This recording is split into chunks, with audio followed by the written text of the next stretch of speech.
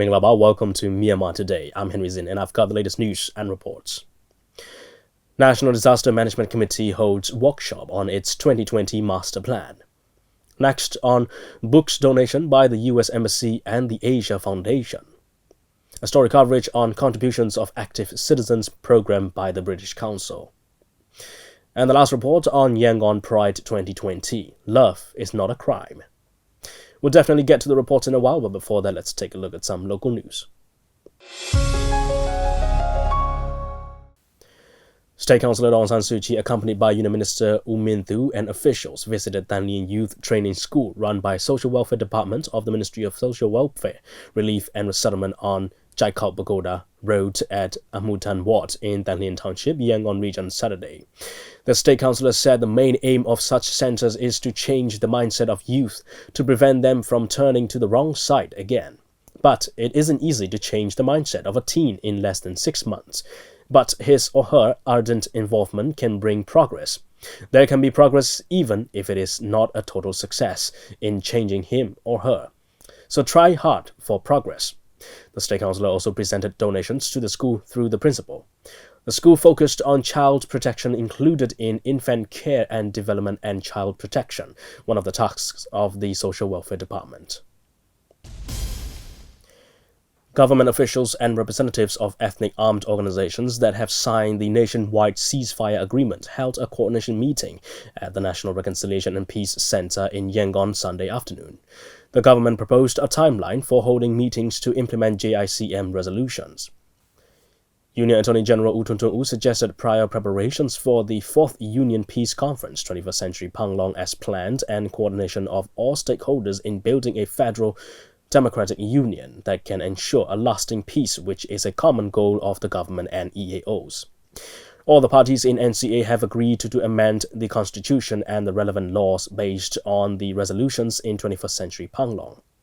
NCA EAO's coordination leader, Sao Sai-Nguyen, also urged all the stakeholders to work the best for the true essence of peace, with mutual trust and regards, patience, equality, consideration for public welfare, friendship and frank discussions. The meeting will continue on February 3rd. Senior officials from the Ministry of Health and Sports held a meeting at the Union Minister's office in Yangon to discuss the ongoing measures against novel coronavirus in Myanmar Sunday morning. The officials discussed topics including bringing back Myanmar students from Wuhan City for preparedness of respective departments. Out of 63 Myanmar students in the city of Hubei province, 59 persons landed by a special flight to Mandalay at 4 a.m. Among the 4 remaining students, one did not meet Chinese immigration rules to come back to Myanmar. Another one was outside the province and the other 2 were left there for medical treatment. Those returning students are being given medical treatments in isolation rooms of Kandonadi Hospital in Mandalay under the management of the Regional Public Health Department. A visitor who arrived at Yangon International Airport from Guangzhou City of China last Friday was found with symptoms of high fever, cough, sneeze and sore throat. The Chinese person was treated in quarantined room and closely monitored. The patient's health condition is stable until Sunday morning, and patient's specimen were analyzed at the clinical laboratory in Myanmar. On Sunday, the specimens were sent to a referred laboratory after discussions with the WHO. Myanmar health authorities have arranged for disseminating information about prevention of the 2019 nCoV to the respective hotels through the Ministry of Hotels and Tourism, fielding investigation teams at 3 international airports of the country and 20 border gates in 10 townships of 4 states or regions, setting up a mechanism to collect reports sent by the respective public health and medical service departments of states and regions, and participations of Myanmar Red Cross Society, Myanmar Nurse and Midwife Association, and Myanmar Health Assistant Association. Myanmar Ethnic Culture Festival 2020 continued its second day in Yangon Sunday, offering local products from ethnic areas, traditional dances and food to the visitors. Rakhine Entrepreneurs Association hosted a dinner with Rakhine food for Union Minister for Ethnic Affairs Nai Tat Luin and the dignitaries. The 7-day festival will end on the 7th of February. With the directives of the Ministry of Ethnic Affairs, Ministry of Hotels and Tourism, Yangon Region Government and the Kaya State Government, and jointly conducted by Myanmar Ethnic Entrepreneurs Association and Kaya Ethnic Entrepreneurs Association. The festival is being held with the purpose of strengthening friendship between ethnic people, assisting in peacemaking processes and strengthening the unity of ethnic people and exchanging cultural traditions among them. That's all with the local news, and here's the first report on Myanmar Today. A review workshop mainly organized by the National Disaster Management Committee and the Plan International Myanmar was aimed to conduct a new master plan for disaster management in the coverage of the Yangon region for 2020. It is estimated that the disaster management master plan will be initiated this June. Pyo Thiridu has the details. The workshop to review natural disaster management in Yangon region was held in Yangon on Thursday. The review workshop, jointly organized by the National Disaster Management Committee and the Plan International Myanmar, was aimed to implement a new master plan for disaster management in the coverage of Yangon region for 2020. Currently, there are total 12 departmental groups in Yangon region anything for disaster management under the working committee. The representatives from the 12 departmental groups of Yangon region government, including the fire services and NGOs, took part in the workshop. The participants mainly focus on the 6 topics such as disaster response arrangements, disaster preparedness arrangements, and regional level action plans.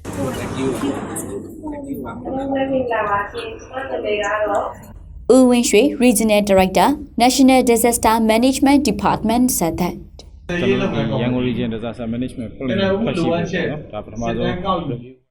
Yangon region residents are facing natural disasters like fires, floods, storms, and sometimes earthquakes. The participants here are playing a role in preparedness, prevention, response, and recovery operations for natural disasters. We are organizing this workshop to discuss and implement the disaster management master plan based on the ground experiences. All the working committees discussed what we have prepared for systematic disaster plan, what kinds of facts should be added to our plan, and also how these committees will operate connectively while carrying out prevention, response, and recovery. It was the first time review workshop for the disaster management. We will continue more observations and discussions to enact prompt and systematic DM plan while implementing the actual operation. The final output from the workshop is going to be added to the Disaster Management Master Plan addressed by the National Disaster Management Committee. It is estimated that the Disaster Management Master Plan will come out to coming June. U Pyephyu Han, Deputy Officer, Yangon Region Fire Services Department, said that. Emergency response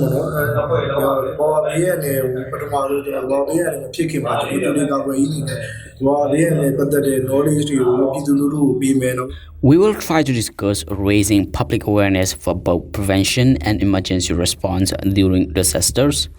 We have already have emergency response team to rapid response, saving and rescue operations in almost every township and district in Yangon. We will also discuss this team will operate and collaborate with other teams and departments if disasters happen. We have the best result because here the entire responsible departments are analyzing the natural disaster management from various angles and aiming the latest damages. The final output will be beneficial to the public.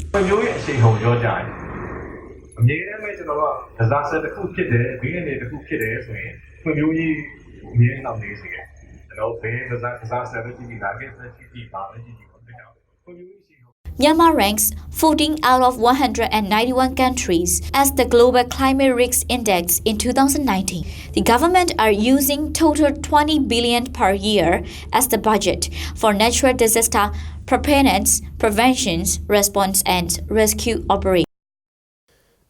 That's a report on National Disaster Management Committee holding workshop on its 2020 master plan. Alright, it's time now to check on the weather forecast in Myanmar. Well, in Yangon, a pleasant weather and we're getting plenty of sunshine during the day. Highest temperature for the day will be at 33 degrees Celsius and the lowest will be at 14 degrees Celsius. A nice weather with plenty of sunshine in Naypyidaw as well, and clear and cool skies at night. Highest temperature for the day will be at 31 degrees Celsius and the lowest will be at 9 degrees Celsius. A nice weather with plenty of sunshine in Mandalay too. Highest temperature for the day will be at 29 degrees Celsius and the lowest will be at 10 degrees Celsius. Well, back to our reports now, and we'll check on the stocks and currency exchange rates after this report. The US Embassy and the Asia Foundation has donated over 9,000 English educational and children's books to the libraries in Lower Myanmar. With the contributions to the education sector, both the US Embassy and the Asia Foundation aim to enhance reading habits in the country, Dora Zin reports. Starting from 2007, Embassy for the United States of America in Yangon has partnered with the Asia Foundation to contribute the books to the libraries across the country. At the book donation ceremony, which was held at American Center in Yangon on 30 January, the U.S. Embassy and the Asia Foundation donated high-quality English educational and children's books to the libraries from Lower Myanmar. I meet people all over the country who are working to build or develop libraries and promote reading. I've been in Myanmar now almost 4 years, and I notice a huge interest in libraries and reading here, which I think is wonderful. So we've had a partnership with the Asia Foundation for a long time. This specific book donation effort dates back 13 years, over the course of which time we have collaborated in donating close to 300,000 new English language books that benefit people working in civil society organizations, universities, political parties, and even parliamentary libraries. So the whole point of this is to encourage the love of reading. We want to help strengthen education and literacy in Myanmar because we firmly believe that knowledge is power.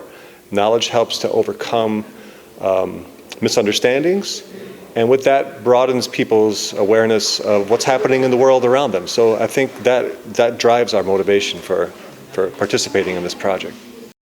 The Asia Foundation was here from 1958 to 1962, and then we came back and reestablished our office in 2013.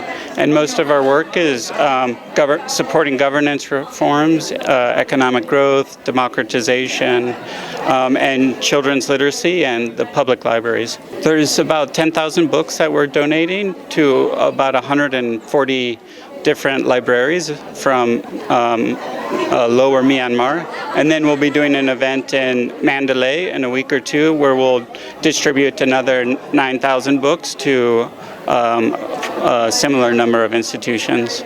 The books were donated by the publishers in America, and the Asia Foundation has brought over 400,000 books to the libraries across the country.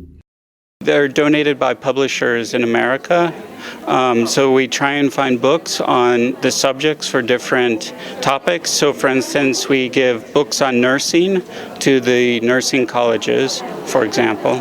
We have two main programs. Our first program is this Books for Asia program where we give books to libraries, and then our second program is called Let's Read, where we help develop and share books for children. So we've been translating books into different Myanmar languages so that children can read books, mostly from about 5 years old to about 10 years old.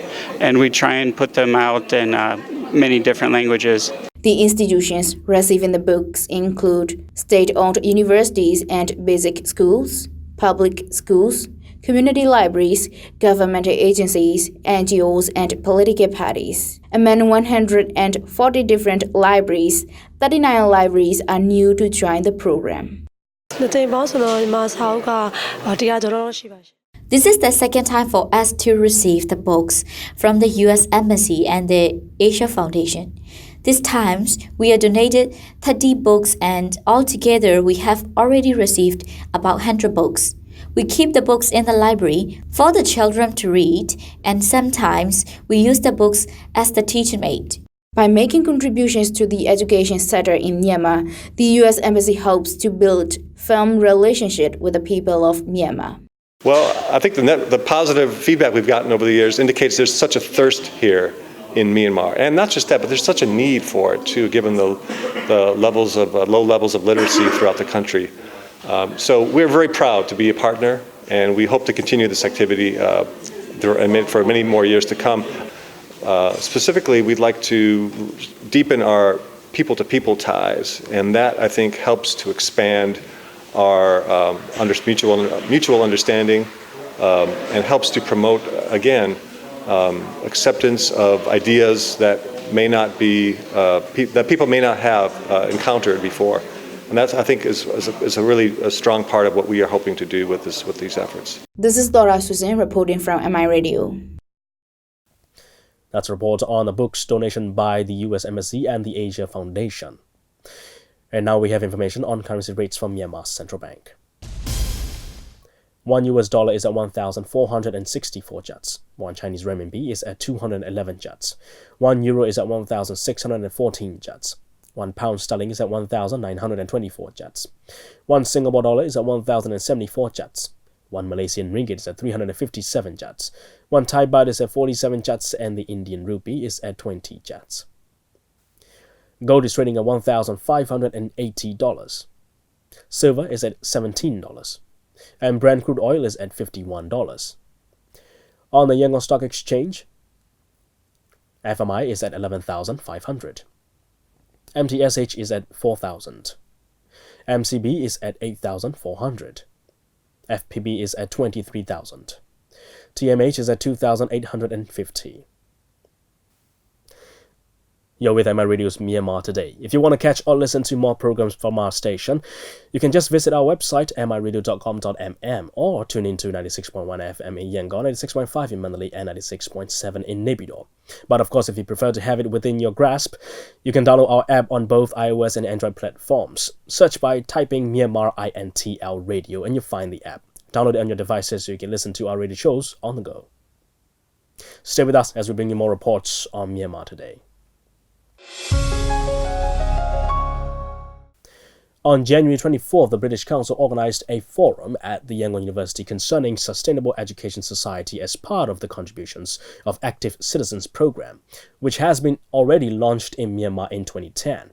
At the moment, the British Council has engaged with 12 universities across the country to contribute to the programme. Dora Susan has more. As part of the Contributions of Active Citizens program by British Council, the Forum on Sustainable Education Society was held on 24th January at Yangon University. The forum included the panel discussion of sharing learning journey of active citizens and perspectives of the professors and the students, and the keynote talk by Professor Dr. Aungtun on the topic of active citizenship. So I think it's important for the young people to be active. Well, they are already active, but I think they need to be active in citizenship. They need to take care of the environment. They need to take care of the surroundings. They should be aware. They should be alert, and they should be mindful of any issue that affects them.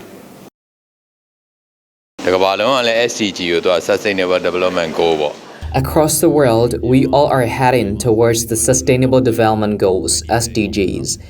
For Myanmar, we have Myanmar Sustainable Development Plan 2030. The purpose is so simple, which is the better future world. The same with the visions of SDGs, our Myanmar Sustainable Development Plan aims at a healthy, wealthy, and prosperous country.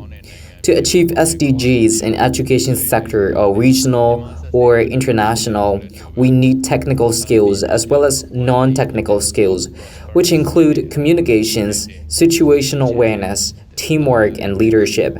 We need more trainings for non-technical skills. So I think Active Citizens by British Council providing Sustainable Education Society is a project that can bring capacity building in all levels. The Active Citizens program has started in Myanmar in 2010, being the slogan called globally connected, locally engaged. The program aims to provide the participants wider network locally and globally. Active Citizen is a social leadership program by the British Council and that promotes community cohesion and intercultural dialogues so that social leaders can take responsibility for their communities and make a positive changes. The vision is towards a sustainable and resilient community. And the approach is like we build trust and understanding, and then we use the cultural relations approach. Yeah, Myanmar is a very diverse country, as we all know, and then we are in the transition period. So we have been in transition periods for so many years. So when the British Council launched active citizen programs in 2009, they started in South Asia country, and we think Myanmar would be the very suited for the programs, and we decided to bring the programs in 2010. Starting from 2016, Active Citizens program has introduced in universities across the country. At the moment, the British Council has engaged with 12 universities across the country. The issue with education has always been quality. How can we provide quality education to the young people? But it's not just education, because education is just means, it's not the end itself. It's the means that if someone is educated, the educated person will be a good citizen, would obey laws, would respect others, would be compassionate. So there are many things that comes with education. It's not just a degree or certificate. So I think we need to go beyond just getting a certificate or a degree and focus on what does it mean to be educated.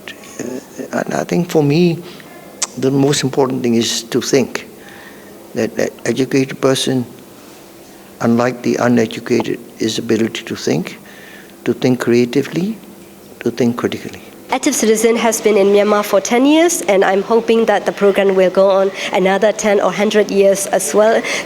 And that will contribute to our country transition periods along with the other program. Now that we have started working with the university, that will be a strong vehicle for our young people, capacity development, as well as their job readiness skill, employment skill, the skill that knowledge and skill prepared from the Active Citizen program will help for their future career development. The Active Citizens program has contributed to 75 countries internationally with nearly 300,000 participants.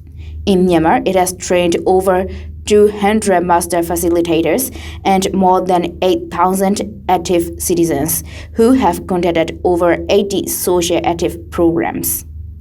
That's all for now. This is Thora Suisen from MI Radio. That's a report on the contributions of Active Citizens program by the British Council. And here's the last report on Yangon Pride 2020. Love is not a crime.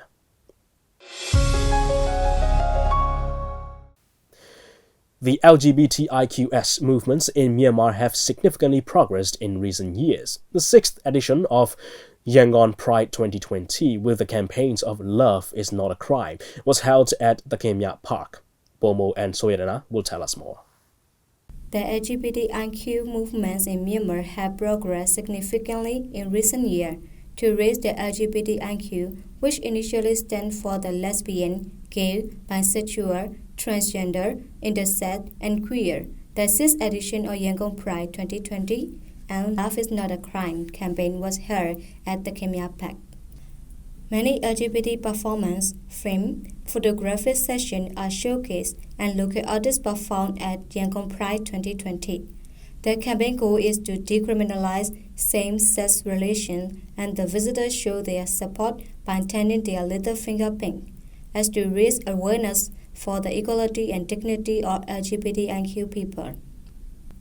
This festival is organized by Proud together with the embassies of Netherlands, the UK Embassy, and Heinrich Böll Stiftung Foundation. The LGBTIQ has been calling for equality and justice. They are facing the discrimination based on gender identity and sexual orientation. They are facing challenges, intimidations, threats, and also feeling insecure for being themselves. Uang Minh Teng, psychotherapist from Counseling Corner, said how he provides service for LGBTIQs. LGBT တွေရဲ့မိသားစုတွေပေါ့နော်နောက်ပြီးတော့သူတို့နဲ့ပတ်သက်တဲ့တကယ်ချင်းတွေအားလုံးရဲ့စိတ်ခံစားချက်တွေကိုဖွင့်ထုတ်လို့ရအောင်တို့လုပ်ပေးထားတာပေါ့အဲ့တော့လုပ်ပေးလို့ရ This is the first time joining this festival as a counseling corner. We provide services for mental health issues of LGBT community. We focus not only on LGBTs but also their families, friends, and everyone who comes to this event to release their mental tensions by writing down their feelings on the paper and can also express their feelings by drawing pictures. counseling တွေကတော့ပေးနေတယ်ဒါပေမဲ့သူတို့စီကိုမရောက်သွားဘူးပေါ့နော်အခုရန်ကုန်မြို့မှာဆိုလို့ရှိရင်ကျွန်တော်တို့လို service counseling service ပေးနေတာ10ခုလောက်ပဲရှိတယ် counseling corner အပါအဝင် The LGBTIQ celebration are holding for 3 weeks in Yangon. The very first River Pride Boat Parade was celebrated at Botatown Jetty on 18 January, and the upcoming Yangon Pride Festival will be held at French Institute from 31st January to 2nd February, together with film, debates, and performances from local artists. Matthew Christopher, the former volunteer of Proud, shared his opinion on the LGBT community. For me, I am a member of the LGBT community, and I think it is really important to spread awareness and acceptance and positivity. And we're all humans, we're all one human race, and I think it's important that we spread more kindness in this world. There's a lot of hatred in this world right now, and I think it's really important, regardless where we come from, what our gender, our sexuality, our race, that we all spread a little bit more love and kindness in this world.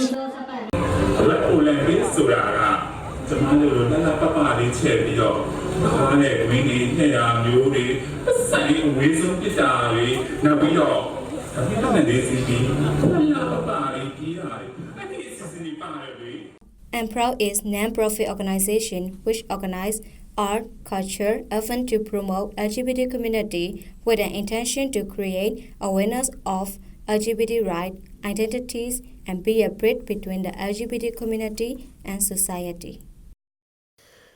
Well, that's all the reports on Myanmar Today. Now, as we all know, the world is being struck with health crisis, viruses spreading, earthquakes shaking the planet, and things are unspeakably escalating so quick that I believe we should keep up with the news from around the globe.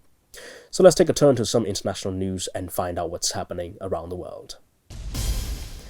The 2019 nCoV epidemic has become a common concern for the international community. Since the first infection was diagnosed in Wuhan in December 2019, the novel coronavirus has been spreading at a speed even beyond the expectation of medical experts. In response, the Chinese government mandated a quarantine of the Wuhan city on January 23, 2020. 31 provinces and municipalities, including Beijing and Shanghai, have also taken measures on first-level response to this major public health emergency. The international community has paid close attention to China's actions to control the epidemic. On the evening of January 30th, the World Health Organization declared the 2019 nCoV epidemic a public health emergency of international concern. The actions of the Chinese government and the people are key to the global campaign against this epidemic. Why has the Chinese government taken such strong measures as quarantine of Wuhan? How effective are they? Can the Chinese government and people manage to contain the epidemic?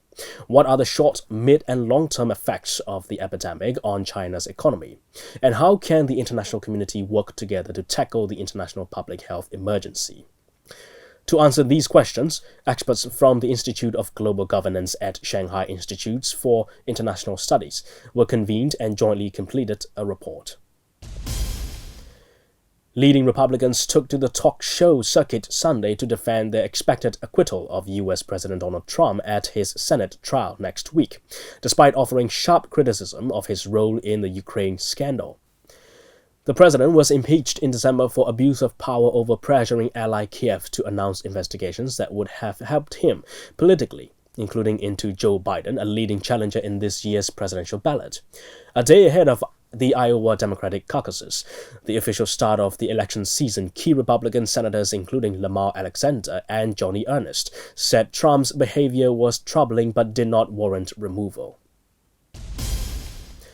A fire threatening Canberra's southern suburbs has been downgraded early Sunday. Fire crews said it was no longer at emergency level as temperatures fell back from heatwave highs and rain was forecast.